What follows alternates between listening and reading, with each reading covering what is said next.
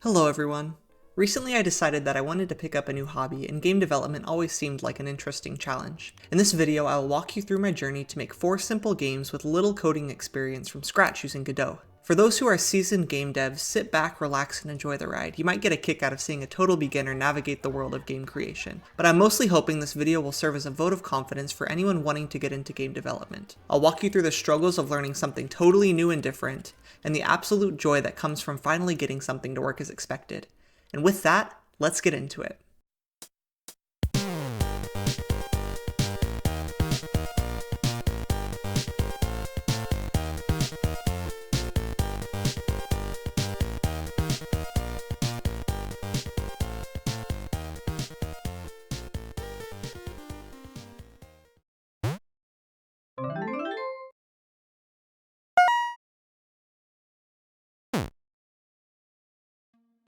So first, a bit of history. Before I started making anything, I figured I should get at least a bit familiar with the engine and the language. I started by following a few Brackeys videos, and after getting the tutorial game to work as intended, I decided it was time to create my dream game. After a few weeks of bumbling around trying to make any sort of progress, it hit me. I was never going to create something I loved without just diving in and making things. First, I decided to recreate the video game classic Pong. You're watching the most exciting game you will ever see on your TV set. I figured it should be easy enough for a beginner and would teach me some of the most basic skills. If you are just starting to learn, I would highly recommend starting there. Through creating this game, I was able to learn the difference between physics-based movement and position-based movement, Godot built-in functions, how collisions worked, basic input, random numbers, and how to create simple AI. I won't spend a lot of time on this game because it was so simple, but I do want to mention 2 things. First, when thinking about how the ball would interact with the paddle, I was ready to start getting into some highly involved trigonometry. But then I found this simple one-line solution that made the whole thing work better than I ever could have. Second, I'm not totally sure why, but if you're only changing the position of the paddle and are looking to still have these collision interactions, it just doesn't work properly. Maybe I was doing something wrong, but I was only able to really interact with the ball if I moved the paddle using velocity vectors instead. Also, the way I made the AI was just by having the paddle try and match the Y position of the ball. If the ball was above the paddle, I would just make the paddle have a negative Y velocity vector and vice versa. Stupidly simple, but incredibly effective, and to be honest, I still have trouble beating it. And before I move on, a quick tangent. Why on earth is positive Y down and negative Y up? In all my years of engineering, I've never seen that, and to this day I'm still messing that up. Lastly, just to see how simple it is to make, here's all the code required for it. Feel free to pause and look it over if you want. It definitely has its issues, but I still find it pretty fun to play. Anyways, here's my half-baked first attempt at Pong, my first video game.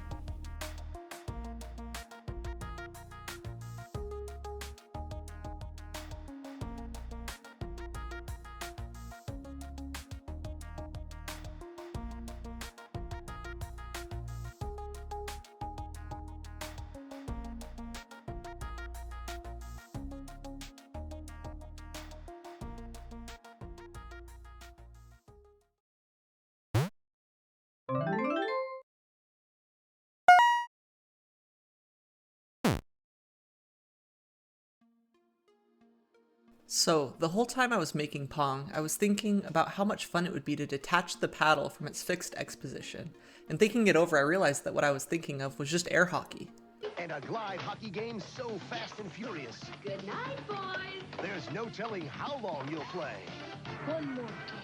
I felt like that would be a good second game because I could improve the framework of Pong and allow me to create things like title screens, scene transitions, mouse-based movements, and fail and win states.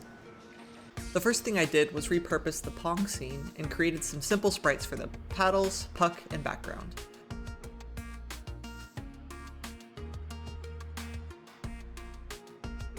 I replaced the rectangular collisions with circular ones, and then it was ready to try out. Now obviously it's missing things like, maybe goals? And you can see there's a lot of issues with it. But I first wanted to detach the paddle and make it follow my mouse.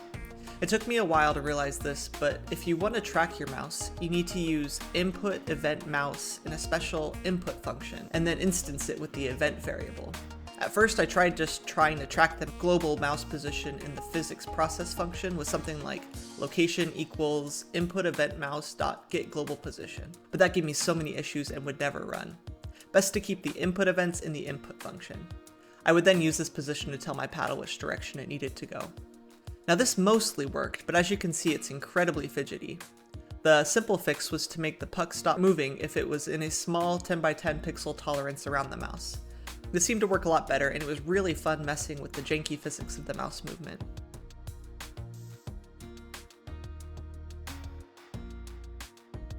The last big thing needed was adding goals, which was just taking away the collisions in the center of the walls, cleaning up the scene, and adding scene changes between a title screen and an end state. One final note, I was having trouble with the puck and the paddle getting stuck in the corners, so I set up a super simple reset input to fix the position of the paddles and puck. If I wanted to spend more time on it, I'd find a way to fix this, but I was satisfied with how the prototype went and was ready to move on to the next game. And with that, here's air hockey, my second game.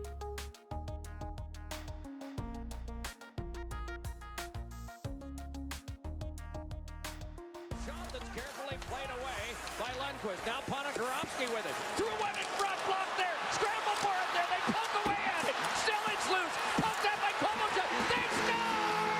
And Reed! It's over!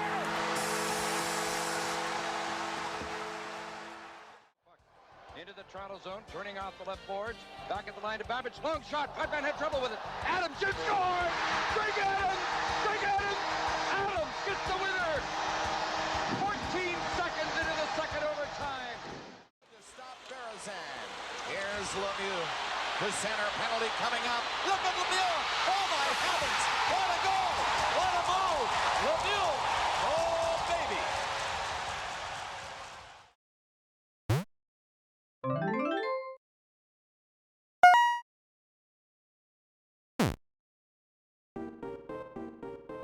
For my third game, I knew I wanted to make some sort of racing game.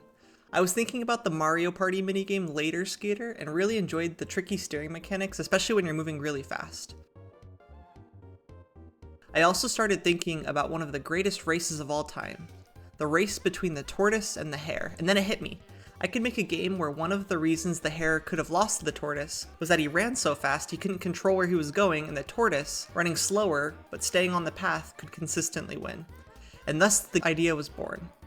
I would make the Hare incredibly fast and difficult to control, while the Tortoise would follow a set path, and the first to hit the checkpoints and make it to the end would be the winner. This game taught me about basic animations, using new nodes like Path 2D and Follow Path 2D, level creation, and my biggest fear to this point for designing games, signals. The first thing I did was model the Hare and the Tortoise. The point of this video isn't to focus on sprite creation or game art, but I at least wanted something nice to look at while playing. With the player controlling the Hare, I decided to make him face all four directions to make the movement look more dynamic. Also, for simple prototypes, I love how they turned out. Once these sprites were imported, I began experimenting with Path 2D and Follow 2D nodes that have objects follow set paths. It took me a while to figure this out, but how I got the turtle to follow this path was by progressing the Path Follow 2D node's progress by 1 pixel per frame, and then just having the Tortoise object match the Follow 2D's position. And here's what that looks like.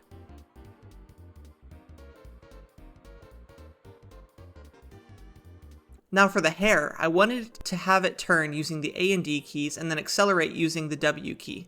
But that opened some interesting problems. I'd have to find the exact angle that the Hare was turned to, and then translate that into a normalized vector with a consistent magnitude, which meant it's time for some trigonometry. When looking at the global rotation of an object, your graph looks something like this, where you go from 0 to 180 on the positive x side, and 0 to negative 180 on the negative x side. We want a consistent magnitude, so in order to get this vector, we would need to break the angle into x and y components.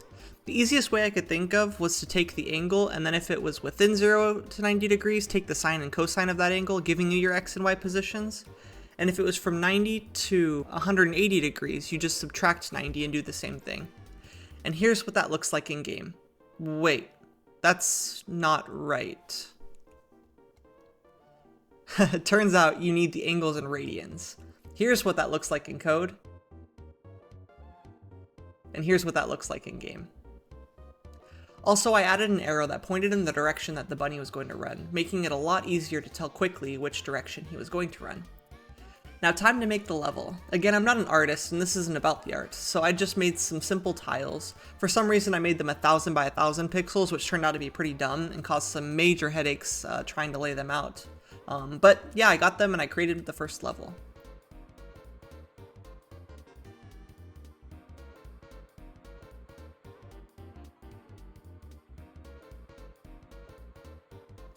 One thing I needed to figure out was how fast I should make the bunny run. I wanted to make it pretty hard to control, so I started out with something like normalized speed of 1000 and...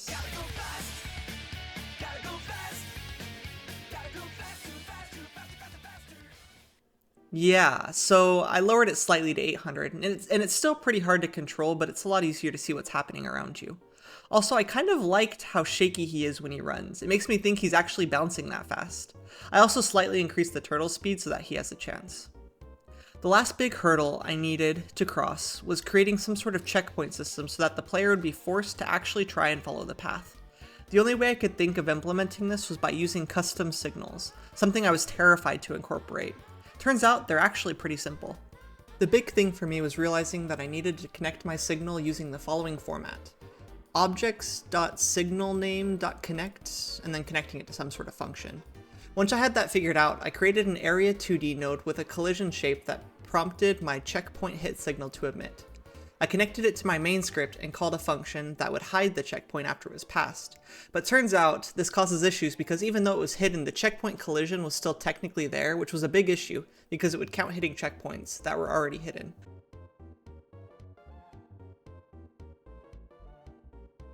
At the time, my fix was to only add to the checkpoint hit variable when it was visible, which isn't the cleanest solution, but it worked.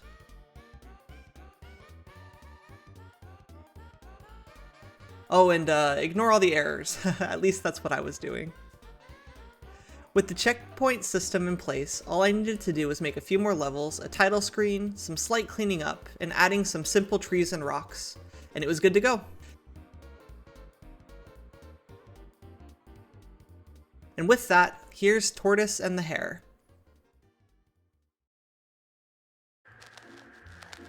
The Hare and the Tortoise. A hare was making fun of the tortoise one day for being so slow. "Do you ever get anywhere?" he asked with a mocking laugh. "Yes," replied the tortoise, "and I'll get there sooner than you think. I'll run you a race and prove it." The hare was much amused at the idea of running a race with the tortoise, but for the fun of the thing he agreed. So the fox, who had consented to act as judge, marked the distance and started the runners off.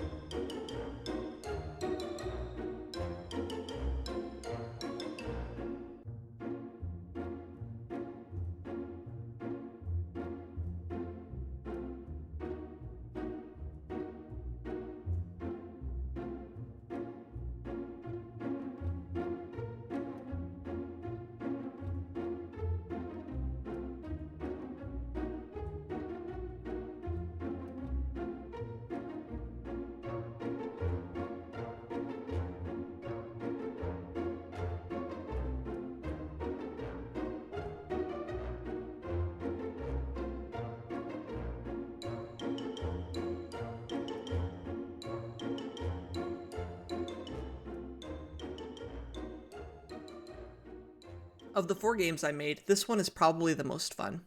It's hard to tell from watching, but you're constantly walking the fine line between feeling incredibly fast and being uncontrollable.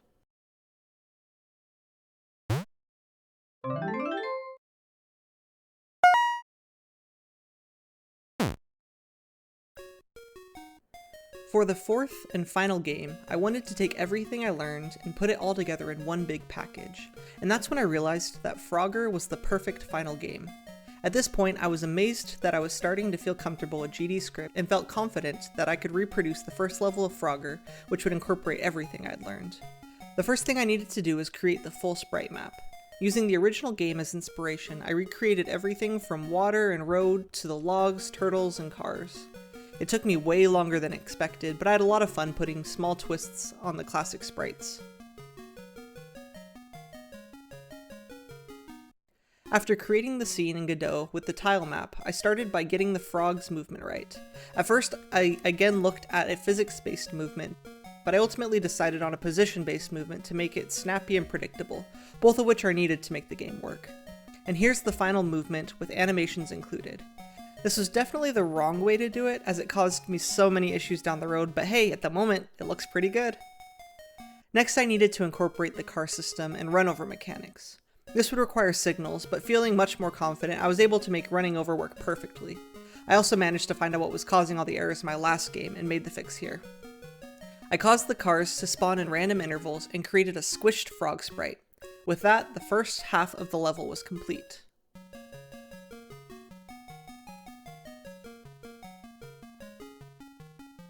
Next came the more difficult problem, the water section. You see, I needed to find a way for the frog to stay alive when floating on the logs and turtles, move with them at a fixed rate, and drown when it touched the water. After toying with some different ideas, I came across one that I was super proud of. I would have area 2D nodes with collision bodies follow directly behind the log or turtle. If the frog touched it, it would drown. But if instead he landed on the log or turtle, it would have a velocity vector applied at that exact Y coordinate, perfectly matching the speed of the object. I also added the animation of the turtles dropping in the water and made a separate Area 2D node with a collision body that had monitoring disabled when the turtles were above water. Here's what that looked like. The last thing I needed to do was to create the lives, a win state, and timer. The only way I could figure out how to incorporate these things was through global variables. How I was dealing with dying would be through resetting the scene, which also reset all the variables in the main script. I could do things like subtract a life and then reset the scene, which would tell them to look at the global variable for lives and act accordingly. Surprisingly, it worked really well. And with those final things in place, along with some minor bug fixing and cleaning up, my fourth and final game, Frogger, was good to go.